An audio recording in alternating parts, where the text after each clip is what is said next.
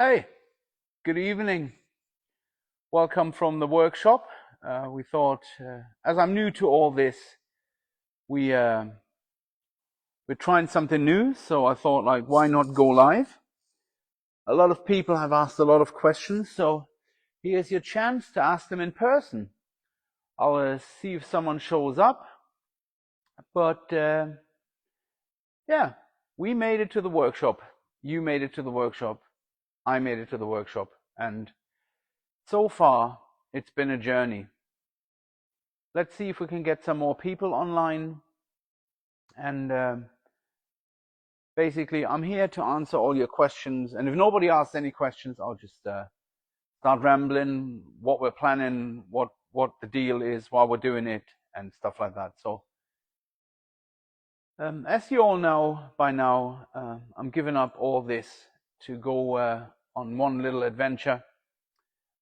We will be trialing to sail to Southeast Asia, Philippines, Vietnam, see where we're going to come out. And I have no idea how this is going to turn out, but I have an absolute goal to do this. So we're going to start the journey in Colchester. That's where the boat is berthed at the minute. We'll get her out of the water within the next few days, and we will then, or next few weeks, depends on when they've got the crane available. We're trying to get a little sea trial in before, a little trundle. So people ask me, oh, why are you not taking the boat out and this, that, and the other? Because it's like riding a bicycle. It never actually leaves you. The principles are the same. Steering is the same. Navigational needs are not very big around there because it's basically out of the harbor and then you're in the North Sea. So that's not very difficult. There's a dredged out channel which you can pass in and out for, and it makes no big difference if I drive the boat for hours before I refit parts of it. The sea trials will be going once I've rebuilt parts of the boat. What we're going to do is we're going to change the heat exchangers, which is basically the radiator on the ship. It's the exhaust gases are vented out. Hot water from the engine gets pumped through a big, it's nothing then other than a heat exchanger. That's what the name says. It exchanges heat, goes out the exhaust. Fresh water gets pumped back into the engine, which has been cooled off by the seawater that has been pumped in by the raw seawater pump. This is a so-called two-circuit cooling system. The plus side of it is the block doesn't rust because salt water is very corrosive and the heat exchangers are made to take the abuse. So worst case, we have to exchange the heat exchanger core and not build a new block because it's rusted through. That's one of the main things we're going to change. We're going to add a little solar system and an upgraded alternator. With doing this, we're trying to achieve a little bit of autonomy, meaning that we are at anchorage. We want the batteries to be charged without having to run the diesel, which wouldn't be a big problem because these 1.5 liter diesels have been used as industrial diesels for ages. So sitting at idle with the water pumps running makes no difference. Good evening, Lucas. How are you doing? Any more questions? Feel free to ask. I'll answer all of them. The next system we're going to improve is the raw water pump because it seems to be a very old and reliable system. If I can find spares for these, I will keep it. If I can't, then we might have to do some machining. Luckily, we know a very few selected, very skillful people that we were lucky to meet while we were racing cars, and we will have no problem getting stuff CNC machined, new brackets made. One of my close friends is one of the best fabricators in England, I would say. He can, if you can envision in, he can fabricate it. So that's not if we need brackets or mounting footings for the new water pumps, we can get this.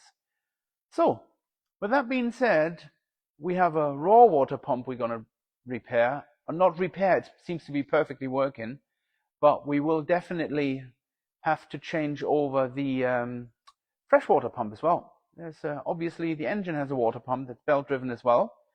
And we're going to take one new and maybe take 2 or 3 because they are relatively inexpensive. We will take some rebuild kits, maybe a second core. So if anything on the core happens, we have a full spare. Or if just the impellers die, we might be able to fix them without having to replace the core, if that makes sense. But that we'll see that once I get my hands on them. We'll see them. Hello, Jeff. How are you doing? Thanks for tuning in. Actually, a few people watching amazes me, but thank you very much for that. So then the next thing we have is the alternator. As I said, it's a 35 amp one. They are making them at 75 amps now, so we're going to carry one spare and that old one. So it will be one new spare, one old spare, and one fresh one on the engine. We're going to set valve lash on the engine itself. We're going to replace few pumps. The last pump we're going to replace is called the pre-lift pump or primer pump, however you want to call it. It's a little pump going straight from the tank. It's a low pressure pump which keeps the diesel fed to the pump. Once the pump's running and the prime pump is running, the prime pump has a suction side to it, so it will feed constant diesel flow to the injection pump. On the injection pump side of things, ours is working perfectly, so we're not going to change it now, but we're going to take a completely refurbed part with us. So in case of emergency, we don't have to pull over. We could actually have a look at what's going on, change the pump, because all these pumps I've spoken about, I can reach on the outside. That's the beauty of these engines. Everything that could, I would say 85% of what could harm our travels is externally accessible. If we throw a rod, for the non-technical guys, that means if a rod sticks out of the block or we have a bearing failure, meaning a rod knock or something like that, or we'll smoke a piston, then we will have to get a tow to the next harbor, take the engine out and rebuild it. But spares are widely available, so that shouldn't be the problem itself. Hello, Chloe. Nice to meet you. Thanks for tuning in. I'm trying not to keep it too technical, but that's what this first one is about. So, we've spoken about pumps, water pumps, pre-pump, diesel pump, alternator. That's basically everything that could harm ourselves. We are looking to buy a complete smoked engine just for miscellaneous parts like water necks. If you have a look what the chandeliers are charging for a water neck, it's eye-watering. So if I can get one, I know a few powder coaters, they will easily for us clean this all up and we can take a spare because ours is working.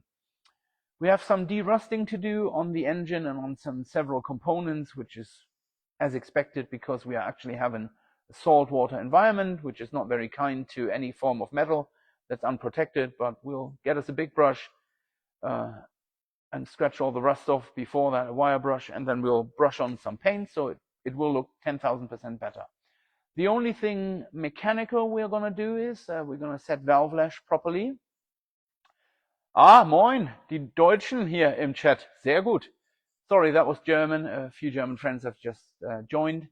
So, the next thing what I was about to say, the valve train. So it has a solid valve train assembly, so we will check for valve clearance.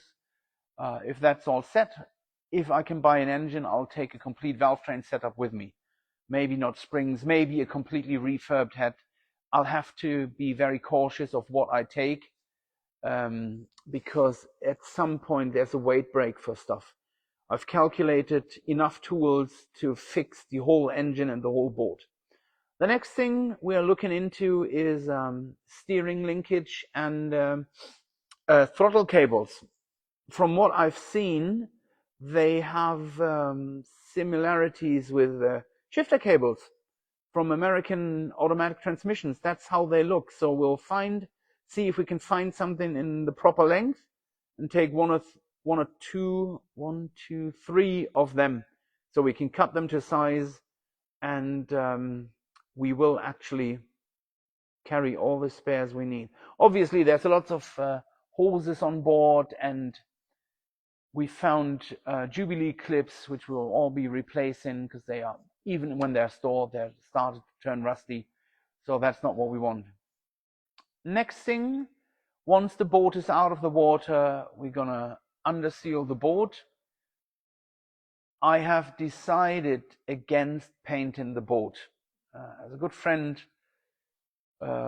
always said, don't put too much effort in, it will go all wrong. So what we're gonna do is we are going to do everything in our power to make it technically reliable. But the route I've chosen takes us through some, I wouldn't say hostile waters, but there are some bandits out there. So you don't want to look like you're running a $500,000 boat through their waters. So if you're on a scrappy boat, they might let you pass. If not, I'll deal with it once I get there. So the first thing where it gets a bit sketchy is Libya. But I consider Libya a military problem, so you can always barter with military. And as long as you're probably not American or British, you should be all right. So me being German, we should be all good. Second part of the journey, which I think is the keyhole of the whole thing, is after passing the Suez Canal, we will have to go through the Gulf of Aden. So on that side, you have the country of Yemen. And on that side, you have the country of Somalia. Most of you probably heard of that because there's actually piracy going on. But I don't think they will harm a little boat. Because beside a little bit of diesel and maybe a bit of rice, there's nothing to gain from me. And I don't think that any embassy or anybody else would pay a ransom for me. So I don't think I would be a valuable target for them. Can you actually hear me okay? Is the microphone working or is the sound a bit shady?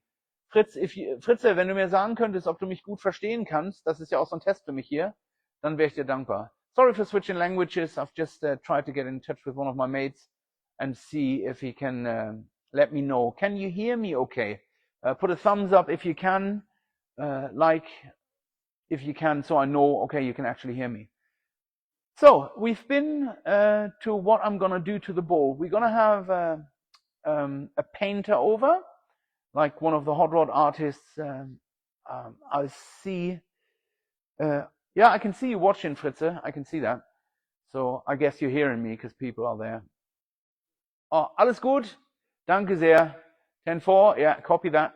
Thank you very much. So we'll have the name of the boat painted to it on the sides where it now says Galmina, which is her name at the minute. And then on the back, we'll have her hometown. And me being from Rinteln, we have the river Weser. So it technically would be possible that the journey would have started there. So Rinteln in Lower Saxony, which is where I lived before when I was little and when my parents raised me. I lived in Rinteln. That's where we're going to put as a home port. I'll try to get a German national flag as well.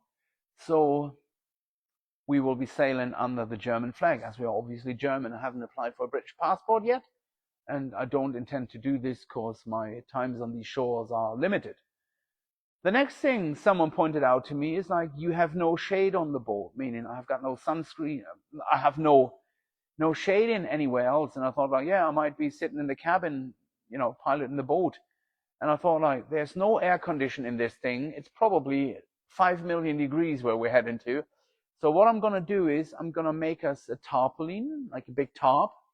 I'll weld us something up that we can attach to the railings that exists on the boat, and we can attach with some stretch cords or maybe some regular cord, some stuff we could shade the backside of the boat because it will be warm and you'll burn to a crisp if you don't use a lot of obviously sunscreen. So we'll try to negate that by getting some shadow or some shade for the boat. That is, at the minute, everything that's planned for the boat. We will be... Moin Thomas, Thorsten, ich hoffe, es geht dir gut soweit. Wie du siehst, sind wir hier in der Werkstatt. Sorry, that was German again. I've got a few German viewers, which I try to speak German to from time to time. That's actually everything we want to do to the boat. Hello, Ian. You're still slow, and I whole shotted the life out of you. That will never go away. So, with that being said, that's actually everything I've got planned for the board. I'm pretty sure, as it is a project, there will be more stuff to come along as we dig deeper into the board, because it always happens. So that's all we're gonna do at the minute. Yeah, you can laugh all you want. It is actually what it is. I whole shotted the life of you. I've got pictures of that. I'll put them up here if I find them. So the boat, that's the boat side of things. The trip is about 14,000 nautical miles, which is, a nautical mile is 1.8 kilometers, or it's a little bit more than the miles you know. It's 1.8 something kilometers. A tenth of a nautical mile is called a cable. I probably knew why it was called a cable, but I don't know now. So that is what it is. The fuel cost I have calculated to be between 5,000 and 8,000 pounds, concerning that we're going north of Africa and around India, where petrol is way, way cheaper, or diesel is way, way cheaper. So the trip, which is going to take us to Southeast Asia, might be between 1.5 years and 2.5 years, depending on how far I'm traveling each day, how much I like where I am, because I've got even me having a watch or something for timekeeping, I'm under no time constraint, if that makes sense. So wherever I like it, I'll hang out a little bit, see what the locals do, maybe get a little bit of training in. I'll take one of my geese with me, so if I ever turn up somewhere and there's a BJJ gym, I might be able to get around in or two. Another thing people are asking is, like, what are you doing for visas? Luckily, most of the countries I'm planning to visit have an e-visa system, so I can do this online. So yeah, John, I'll definitely will watch out for the rubber dinghies. So I'll clear them. I'll stay way clear of them, because we got the Royal Navy and the Royal, what is they called? RNLI, Lifeboat Service, and the French Coast Guard are taking care of them. So I think I should be okay. And they are only in the French Channel, if I'm not mistaken by it. Or the British French Channel, in French waters, setting over to England. So they're coming that way, and I'm going technically that way. So I'll give them a wave when I pass. As by maritime law, you will be liable for prosecution if you don't help a vessel in distress.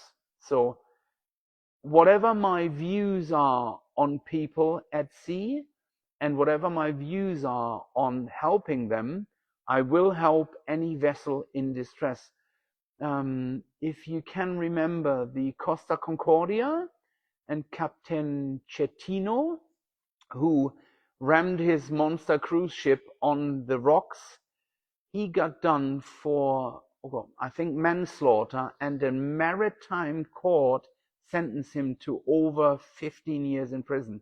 So it's not like, oh yeah, there's no law out there. There is law, and there's the rule of the sea, and there's maritime courts, and they will do you over. If they find out your AIS, which is the ship's positioning system, shows you in the vicinity, and that you heard or saw the emergency and you didn't help to the best of your ability, you will get done. That's as simple as it gets. They will get you, and you will get arrested for that. So whatever your thoughts are on this, I will help any vessel in distress. Because I would hope if I'm in distress, then people would help me as well. So after we cleared the English Channel, we then will sail past France. And another thing people asked is, how do you navigate this?